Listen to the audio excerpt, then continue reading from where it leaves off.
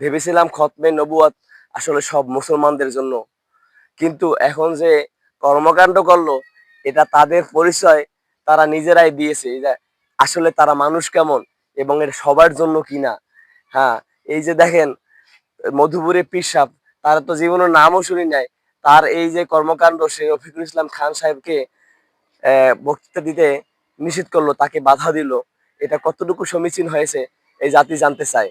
এবং রফিকুল ইসলাম খান সাহেব একজন সম্মানিত মানুষ, জামাতের সেক্রেটারি জেনারেল, তাকে সে একজন হাফেজ, তাকে বসতে দিল ফ্লোরে স্টেজের, আর চেয়ারে বসতে দিল সালাউদ্দিন সাহেবকে, বিএনপির একজন দায়িত্বশীল, তাকে দিল। এতে কি সম্মান হানি হয়েছে নাকি সম্মান কমেছে, এটাই জাতি জানতে চায়। কারণ সম্মানিত মানুষকে যদি সম্মান করা না হয় তাহলে সেই ব্যক্তির মান কখনো কমে না, মান কমে যারা সম্মান করে না তাদেরকে। তো এত বড় একটা আলোচনার ব্যবস্থা করলেন, এত বড় একটা সমাবেশের ব্যবস্থা করলেন, কিন্তু আপনারা মানুষকে সম্মান করতে পারলেন না। দুঃখের এবং পরিতাপের বিষয়, আপনারা কেমন আলেম আপনারা নিজেদেরকে চিন্তা করে দেখুন। এবং পীর সাহেব, এখন সবাই তারে বলতেছে ভণ্ড, তারে বলতেছে ছাগল, তারে বলতেছে পাড়া, কিন্তু এই কথাগুলো যে সাধারণ মানুষ বলতেছে, কয়জনের মুখ আপনি বন্ধ করতে পারবেন, কয়জনের মুখ আপনি কষ্টিপ দিয়ে লাগাইতে পারবেন? কারণ জাতি বুঝে, জাতিকে যতই প্রাইভেট পড়ান সাধারণ মানুষ কিন্তু বুঝে যায়।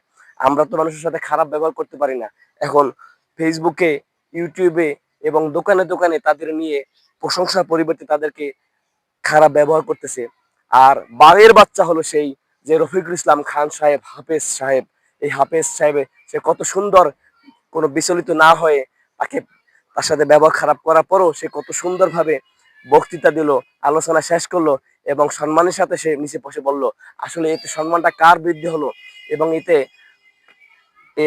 কার ভোট বৃদ্ধি হলো, কাকে বেশি ভালোবাসলো? অবশ্যই জামাত ইসলামের সম্মান বৃদ্ধি হলো।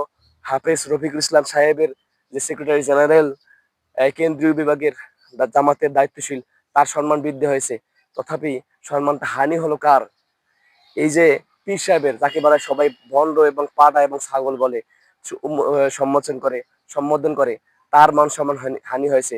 এবং এই যে সমাবেশটা গড়ে যারা করলো তাদের মান সম্মান হানি হয়েছে। কারণ তাদের কোন জায়গায় কোন সিস্টেমে কাকে বসানো উচিত, কাকে কোন জায়গায় দায়িত্ব দেওয়া উচিত, কাকে কিভাবে সম্মান করা উচিত, এটা তারা জানলো না। আসলে দেখেন, অথচ রফিকুল ইসলাম মাদানী সাহেব কিন্তু বললো জামাত ইসলাম যদি ক্ষমতায় আসে তাহলে অবশ্যই কাদিয়ানীকে কাফের ঘোষণা দেওয়া হবে। কিন্তু অপরপক্ষে দেখেন এই সালাউদ্দিন সাহেব সে কি বললো, সে এই নিয়ে বে নিয়ে কিন্তু ডাইরেক্ট কোনো কথা বললো না। তো জাতি কি এত বোকা? জাতি জানতে চায়, জাতি জানতে চায়, জাতি বুঝে। সুতরাং এখন সত্যের পথে আমরা থাকি, সত্য থেকে কখনো বিচলিত হব না। সত্য সুন্দর, সত্য আদর্শ, সত্য ভালোবাসা, সত্য সত্যই। সুতরাং সত্যকে, বাস্তবতাকে নিজেদের মধ্যে রাখুন এবং মানুষকে ঘৃণা করতে শিখবেন না। ঘৃণা কারো কখনোই কাম্য নয়। ঘৃণা দিয়ে কখনো বিশ্ব জয় করা যায় না। আদর্শ কখনো ঘৃণা দিয়ে ঠেকিয়ে রাখা যায় না। আপনারা জামাতকে তাদের আদর্শ থেকে দূরে সরে রাখতে চাইতেছেন, আসলে এটা সম্ভব নাই। তাদের সম্মান আরো বৃদ্ধি পেয়েছে। আপনি নিজেকে নিজে চিন্তা করুন, আপনাদের মনের মধ্যে এত হিংসা কেন? আর একজন আছেন হাবিবি, এ তো খানকির সওয়াল বলে, খানকির পোলা বলে গালি দিল কাকে? এই যে আমাদের আমির হামজাকে। আরে তার যে যোগ্যতা আছে, তার যোগ্যতার কানাকড়িও আপনাদের কাছে, সে হাফেজ, মাস্টার ডিগ্রি, দাওরা পাস, আবার কামেল পাস, আবার অনার্স মাস্টার্স কমপ্লিট। তার শিক্ষার জগতের যে সার্টিফিকেট আছে এবং যে তার জ্ঞান, এই জ্ঞানের পরিধিটা কতটা, আমি হাবিবি সাহেব আপনাদেরকে জানতে চাই। আপনি মুরব্বী হয়েছেন, আপনি তো কবরে চলে গেছেন, কোন রকম দুনিয়াতে আছেন, তো টাকা পয়সা একটু আছে, তো এই জন্য ভাবটা বেশি, তাই না? এই টাকা পয়সার কারণে আপনারা মানুষকে এখন গালিগালাজ শুরু করেছেন।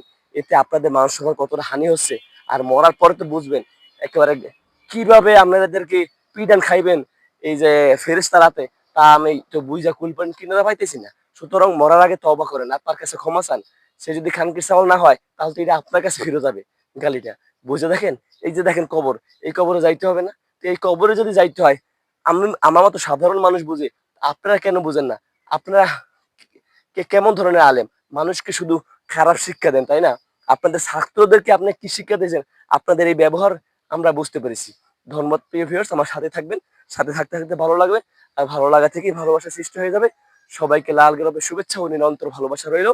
আগামী পর্বে আমি আবার নতুন ভালো বিষয়গুলো উপস্থাপনা করব, কিন্তু ভালো বিষয়গুলো কিভাবে উপস্থাপনা করব, এই এদের মতো মানুষের কারণে শুধু খারাপ বিষয়গুলো উপস্থাপনা করতে হয় আপনাদের মাঝে, আপনাদের সামনে। আমি অসুস্থ, আমার জন্য দোয়া করবেন। আমার গলায় কথা বলতে পারতেছি না, গলা ভেঙে গেছে। ধন্যবাদ প্রিয় ভিউয়ার্স।